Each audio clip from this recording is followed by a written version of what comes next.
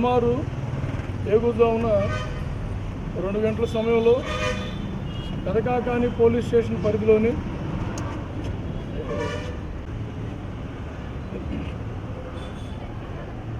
ఈరోజు ఉదయం సుమారు 2 గంటల ప్రాంతంలో పెదకాకాని పోలీస్ స్టేషన్ పరిధిలోటువంటి ఆటో నగర్లో ఇటాచీ కంపెనీకి చెందినటువంటి ఒక ఏటీఎంని కొంతమంది బద్దలు కొడుతున్నారనే సమాచారం రావడంతో ప్రజలు ఇచ్చినటువంటి సమాచారంతో డయల్ 100 ద్వారా నైట్ రౌండ్స్ ఉన్నటువంటి పెదకాకాని ఎస్ఐ గారు వినోద్ గారు, అదేవిధంగా నైట్ ఇన్ఛార్జ్ వీరభద్రరావు గారు, బీట్ కానిస్టేబుల్స్, అదేవిధంగా అక్కడ ఉన్నటువంటి పబ్లిక్ అందరూ కలిసి ఆటో నగర్లో 100 అడుగుల తగ్గినటువంటి ఇటాచీ కంపెనీ చెందినటువంటి ఏటీఎం సెంటర్ దగ్గరికి వెళ్ళేసరికి 2 వ్యక్తులు ఏమీ గమనించకుండా ఏటీఎంని ఈ యొక్క పలుగు ఈ సుత్తి తోటి పగలగొడతా ఉన్నారు. వెంటనే పోలీసు వారిని చూసి పారిపోయే క్రమంలో మా వాళ్ళందరూ చుట్టుముట్టి పట్టుకోవడం జరిగింది. విచారణలో వారి గురించి మాకు తెలిసిన అంశాలు,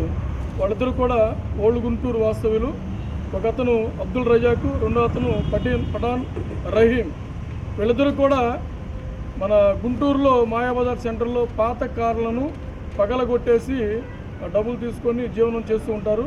ఆ డబ్బులు చాలడం లేదు.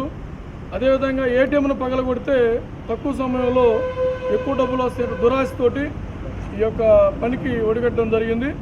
ఇందులో గర్వంగా చెప్పుకోదగ్గ అంశం ఏంటంటే, ప్రజలు అక్కడ జరుగుతున్నటువంటి నేరాన్ని చూసి బాధ్యతాయుతంగా డయల్ 100 ఫోన్ చేసి ఆ డయల్ 100 ద్వారా కంట్రోల్ రూమ్ అట్లా పోలీసు వారికి తెలియపరిచి పోలీసు వారు మరియు ప్రజలిద్దరు కలిసి జాయింట్ ఆపరేషన్ ద్వారా ఒక పెద్ద నేరం జరగకుండా నేరస్తులను పట్టుకోవడం జరిగింది. ఇందులో ముఖ్యంగా ఈ నేరం డిటెక్ట్ కావడానికి అక్కడ హోండా షోరూమ్ దగ్గర పనిచేస్తున్నటువంటి వాచ్మెన్ గారు ఆయన చూస్తూ ఉన్నాడు, కానీ ఒక్కడే భయపడ్డాడు. వెంటనే అదే రూట్లో వస్తున్నటువంటి మా పోలీస్ స్టేషన్ ఎస్ఐగా పనిచేసిన వినోద్ కుమార్ గారి బ్రదర్ వినయ్ అప్పుడే ఆటోలో ఆ రోడ్డు మార్గంలో ఊరి నుంచి వస్తూ ఉంటే ఆపగానే కొంతమంది పబ్లిక్ని కలుపుకొని ధైర్యం తెచ్చుకొని డయల్ 100 ఫోన్ చేసి పోలీసు వారు వచ్చిందాక వాళ్ళని గమనిస్తూ పోలీసు వారు రాగానే పోలీసు వారితో కలిపి జాయింట్ ఆపరేషన్ చేయడం జరిగింది. ఈ యొక్క సంఘటన జరిగిన వెంటనే ముద్దాయిలను పట్టుకొని ఇంట్రాగేట్ చేయడం, అక్కడ దొరికినటువంటి ఈ యొక్క ఇంప్లిమెంట్స్ కూడా సీజ్ చేసాం. అయితే దీనికన్నా ముందు ఆ యొక్క నేరస్తులు ఇద్దరు కూడా పాత గుంటూరు లిమిట్స్లో బయట పార్క్ చేసినటువంటి ఈ యొక్క బైక్ని కూడా దొంగతనం చేసి బైక్కి దొంగతనం ఉపయోగించారు. దాన్ని కూడా సీజ్ చేయడం జరిగింది. దీని కాస్ట్ సుమారు ఒక 40,000 ఉంటుంది. దీని సందర్భంగా ఈ విషయాన్ని మన అర్బన్ ఎస్పీ గారి దృష్టికి తీసుకొని పోగా ఎస్పీ గారు చాలా ఆనందాన్ని వ్యక్తం చేసి ఎవరైతే పబ్లిక్ బాధ్యతాయుతంగా రెస్పాండ్ అయ్యారో వాళ్ళందరికీ, అదేవిధంగా ఎస్ఐ గారికి, మా బీట్ సిబ్బందికి, నైట్ ఇన్ఛార్జ్ అందరికి కూడా సారు ఈ యొక్క రివార్డ్స్ సార్ తరఫున నంజే పంపించారు. సార్ వచ్చేసి అసెంబ్లీ డ్యూటీస్లో బిజీగా ఉన్నారు.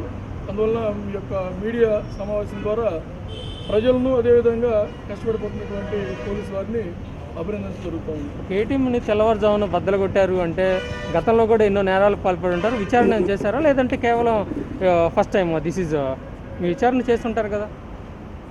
ఎస్, విచారణ చేశామండి. వాళ్ళు ఏంటంటే ఇది ఫస్ట్ అఫెన్స్. ఎక్కడా కూడా గతంలో క్రైమ్ రికార్డ్స్ పెట్టుకొని అంటే ఏ పోలీస్ స్టేషన్ పరిధిలో కూడా వాళ్ళు అరెస్ట్ కాలేదు. వాళ్ళ యొక్క వేలుముద్రలు చెక్ చేశాము, హిస్టరీ రికార్డ్స్ కూడా చూసాము, ఆన్లైన్ వెబ్సైట్లో వెరిఫై చేయడం జరిగింది. వాళ్ళు పాత నేరస్తులు కాదు.